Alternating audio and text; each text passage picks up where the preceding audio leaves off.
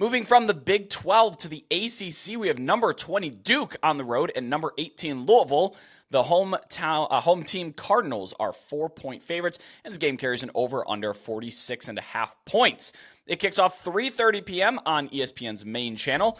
I'm not sure that we've seen an afternoon window so disproportionately loaded as this week. As much as I said it's a light week, the 3:30 block, boy, you better be in place with a couple of TVs running because there's a lot of ranked matchups, a lot of intrigue in this one. And this is just the latest one of here. Again, there's a chance of rain as that big storm system sweeps through, but not much wind, which is great. That's what I always look for, but I do just want to throw it out there. There could potentially be some weather. We have to talk about quarterbacks and injuries. Riley Leonard, he did play last week for a little bit. Maybe shouldn't have. He left early. Can I trust him to be better and healthy this week? Dude, I'm not sure. The market's pricing like he's going to be in and healthy, but I really don't know that he is. And I don't know if there should be any confidence. And, there's not really confidence in Duke's favor because this line has stayed at the dead number. I think this is going to be something where once maybe even before we start to hear definitively about how Leonard is doing, this is going to be a line that moves Thursday, Friday, and it could move a lot. And we're going to learn a lot about where the market is. Let's talk some of the matchups here. Look, the biggest issue for Duke here is that Louisville's been one of the better run defenses in the country. They're actually first in rush EPA per play on defense, 17th in rush yards allowed per attempt. And if Riley Leonard isn't 100%, then they're going to try to lean on their backs and Jordan Waters and Jacques Moore. And that may be a problem for the offense if you run into a brick wall of Louisville's defense, not be able to throw the ball very much. And Leonard's not going to be running the ball. He is not a threat to rush right now. That ankle is very hurt. It was a high ankle sprain. He returned after, 2 weeks? That thing is not 100%. And, of course, it's not so easy on the other side of the ball. It's not like Louisville's just going to trounce them. Duke is 14th in EPA per pass allowed. Their cornerbacks are just terrific. Jamari thrashed last week, dude. He saw 18 targets against Pitt in that shocking loss to the grand scheme of things, but not to us. We actually did call it, at least it's the spread on this podcast. He hauled in only 9 of those targets for 120 yards. Either corner that he lines up against is pretty stout out wide. Duke's more of a zone coverage team, so it's not like they're going to put their best corner on Jamari Thrash and move that corner around all the place. No, they're going to be playing zone. They trust their secondary. They trust their pass rush. Tackling, though, has been the issue for the Blue Devils defense, which kind of surprised about with the Mike Elko-led team. They're the fourth. They have the 4th worst tackling grade in the ACC, according to Pro Football Focus. Jawar Jordan, the terrific back for Louisville. He's 2nd in the ACC in yards after contact, among those with at least 75 rushes. But he does have the Louisville offensive line has been terrific in the run game. 3.6 yards per carry before contact for Jawar Jordan on the season. That's pretty good. But again, they're going up against a really stout defensive line in Duke. What do your numbers say about this one? Yeah, Brett, one of the more interesting things that came out of the ratings update over the weekend here on Sunday morning, last week, Duke had the 3rd best odds to make the ACC championship game.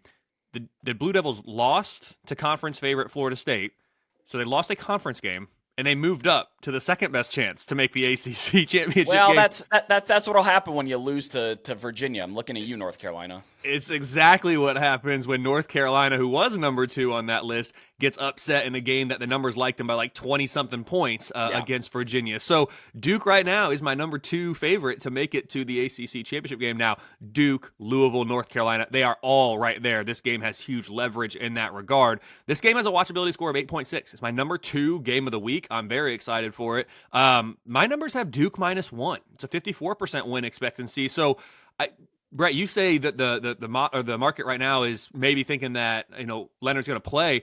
Based on my numbers and where the market is, my guess would be that they don't think he's going to play because, again, I'm not explicitly accounting for Leonard and his potential inavailability, but based on my numbers, I actually have Duke -1. I'd be curious what the aggregate model or power ratings think, Brett, on your end. But that's where I'd be going right now with the numbers. Duke's power rating has been upgraded 9.2 points since the preseason. Only Oklahoma has experienced a larger in-season improvement in my model. And at number 20, this is the highest I've had Duke power rated all season. They've risen 30 spots since the preseason. That's number 3 nationally, behind only Air Force and Rutgers in terms of the power rating rankings. The offense is top 30. The defense, it's been even more impressive. They're currently number 16, as you mentioned, Brett. It's a really, really good defense for Duke. Louisville was off last week. And I'd argue it couldn't have come at a better time for the Cardinals to refocus following that shock loss to Pitt the week before. This is a balanced team.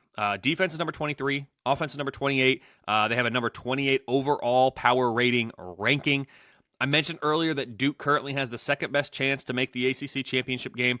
Louisville can reassume that position this week, a position they held for much of the first half of the season, with a win this week. The winner will have, a 50-50 chance to play in Charlotte is what my numbers are currently suggesting, while the loser will have somewhere between a 10 and 15% chance depending on who it is. So the stakes don't get much higher for an October game with regard to conference championship game leverage. Both these teams still, hanging around on the absolute fringes of the college football playoff talk too. Who knows? They get hot, they win out the rest of the way, beat Florida State in the conference championship game. You never know, but their eyes are squarely focused on a spot in Charlotte here, and the winner's going to be in good position. Bottom line, Duke -1. Again, not accounting for Leonard potentially not playing. It's a 54% chance that the Blue Devils earn their first ever win against Louisville. Brett, the Cardinals are currently 3-0 all time. Not a big sample size, but Duke has never beaten Louisville. Same stat I gave last week when Duke was going to play Florida State, except I think that one was 0-19 or something like that. So a little bit larger of a sample size. Duke looking for their first win against the Cardinals.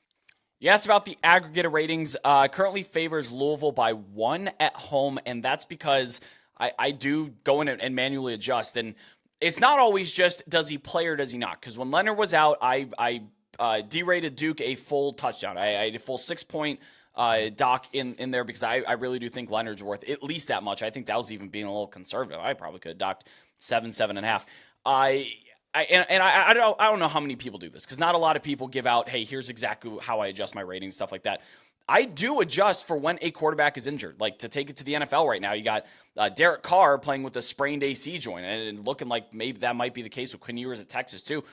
I didn't derate him for the full, worth of his point-to-the-point spread, but he's not playing at 100%. And same thing with Riley Leonard. I actually still have him docked 3.5 points manually.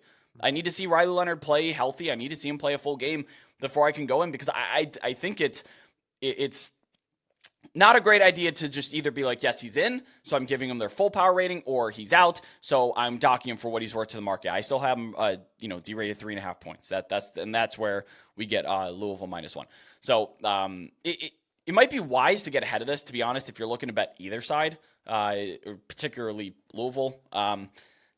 I'm probably going to take Louisville before any definitive news on Leonard breaks. Again, just to be ahead of it, because if you get that notification on Friday that, hey, Riley Leonard's going to sit, or you see him on Saturday after it's too late and he's just not playing at all, I like Louisville under a touchdown.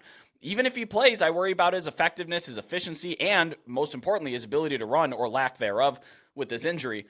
Like you said, Louisville's at home off a bye. Yeah, I'm taking the Cardinals. I